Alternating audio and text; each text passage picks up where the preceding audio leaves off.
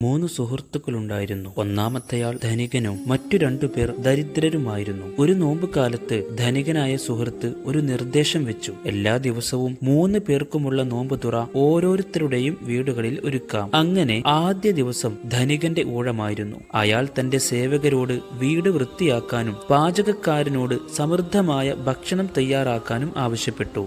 അപ്രകാരം തന്നെ എല്ലാം തയ്യാറാക്കുകയും കൂട്ടുകാർ വന്ന് സന്തോഷത്തോടെ രുചികരമായ ഭക്ഷണം കഴിച്ചു മടങ്ങുകയും ചെയ്തു. അടുത്ത ദിവസം രണ്ടാമത്തെ കൂട്ടുകാരന്റെ ഊഴമായിരുന്നു. ദരിദ്രനായ അയാൾ തന്റെ ഉമ്മയോട് കാര്യങ്ങൾ പറയുകയും ധനികനായ സുഹൃത്ത് തയ്യാറാക്കിയ വിഭവങ്ങളെക്കാൾ ഒട്ടും കുറവ് വരുത്തരുതെന്നും ആവശ്യപ്പെട്ടു. അത് കേട്ട മാതാവ് ആശ്ചര്യത്തോടെ പറഞ്ഞു, മോനെ, പണമില്ലാതെ ബുദ്ധിമുട്ടുന്ന നമുക്ക് സമൃദ്ധമായ ഭക്ഷണം എവിടെ നിന്ന് കിട്ടാനാണ്? അയാൾ ദേഷ്യത്തോടെ അട്ടഹസിച്ചു, നിങ്ങൾ എന്തു ചെയ്തിട്ടാണെങ്കിലും ശരി, എന്റെ സുഹൃത്തുക്കളെക്കാൾ കുറഞ്ഞു പോകാനോ അവരുടെ മുമ്പിൽ ഒരു ദരിദ്രനായി മാറാനോ എനിക്ക് കഴിയില്ല. അത് കേട്ട് അയാളുടെ മാതാവ് അടുത്ത വീടുകളിൽ നിന്നും മറ്റും കടം വാങ്ങിയും പ്രയാസപ്പെട്ടും വിഭവസമൃദ്ധമായ സൽക്കാരമൊരുക്കി. എല്ലാം ഭംഗിയായി കഴിഞ്ഞു. മൂന്നാമത്തെ ദിവസം മൂന്നാമത്തെ സുഹൃത്തിന്റെ ഊഴമായിരുന്നു. പാവപ്പെട്ട അയാൾ തന്റെ ഉമ്മയോട് ഇക്കാര്യം പറഞ്ഞപ്പോൾ തന്നെ വളരെ ദേഷ്യത്തോടെ അവർ അവനെ കുറ്റപ്പെടുത്തി. നിനക്ക് അവരുടെ ക്ഷണം സ്വീകരിക്കാതിരുന്നുകൂടായിരുന്നോ? എന്നാൽ ഈ പ്രയാസം ഒഴിവാക്കാമായിരുന്നില്ലേ? അവർക്ക് യോജിക്കുന്ന എന്ത് ഭക്ഷണമാണ് നമ്മൾ നൽകുക?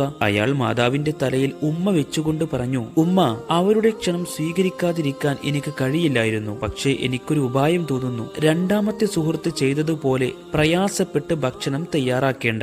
നമ്മൾ നിത്യവും കഴിക്കുന്ന ഭക്ഷണങ്ങൾ നിങ്ങൾ എടുത്തു വെക്കൂ. എനിക്കതിൽ ലജ്ജയൊന്നുമില്ല. അങ്ങനെ നോമ്പ് തുറ സമയമായി. സുഹൃത്തുക്കൾ വന്നു. പക്ഷേ അല്പം കാരക്കയുള്ള ഒരു പാത്രവും വെള്ളവും പാലും കുടിക്കാനുള്ള കപ്പുകളും ഒരു പാത്രത്തിൽ പുഴുങ്ങിയ മുട്ടയും മാത്രമായിരുന്നു അവർക്ക് വേണ്ടി തയ്യാറാക്കിയിരുന്നത്. മഗ്‌രിബ് ബാങ്കിന്റെ സമയമായി. സുഹൃത്തുക്കൾ നിസ്കാരം പൂർത്തിയാക്കി ഭക്ഷണം കഴിക്കാൻ തയ്യാറെടുത്തു വന്നപ്പോൾ നേരത്തെ ഒരുക്കിയ സാധനങ്ങളാണ് കണ്ടത്. ദരിദ്രനായ രണ്ടാമത്തെ സുഹൃത്ത് ഭക്ഷണ വിഭവങ്ങൾ കണ്ട് വീട്ടുകാരനായ സുഹൃത്തിനോട് പറഞ്ഞു, ഇതാണോ ഞങ്ങൾക്കുള്ള നിന്റെ സൽക്കാരം? ഇത് ആദ്യമേ അറിഞ്ഞിരുന്നുവെങ്കിൽ ഞങ്ങൾ വരില്ലായിരുന്നു. ആ സമയത്ത് ധനികനായ ഒന്നാമത്തെ സുഹൃത്ത് കടന്നു വന്നു. വീട്ടുകാരനെ പ്രശംസിക്കുകയും നന്ദി പറയുകയും ചെയ്തുകൊണ്ട് അയാൾ ഭക്ഷണം കഴിക്കാൻ ആരംഭിച്ചു.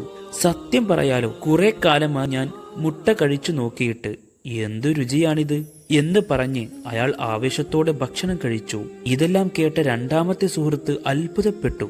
അയാൾ പെട്ടെന്ന് എഴുന്നേറ്റ് പുറത്തേക്ക് പോകുന്നതിനിടയിൽ പറഞ്ഞു, ഞാൻ അടുത്തുള്ള ഹോട്ടലിൽ പോയി ഭക്ഷണം കഴിക്കട്ടെ.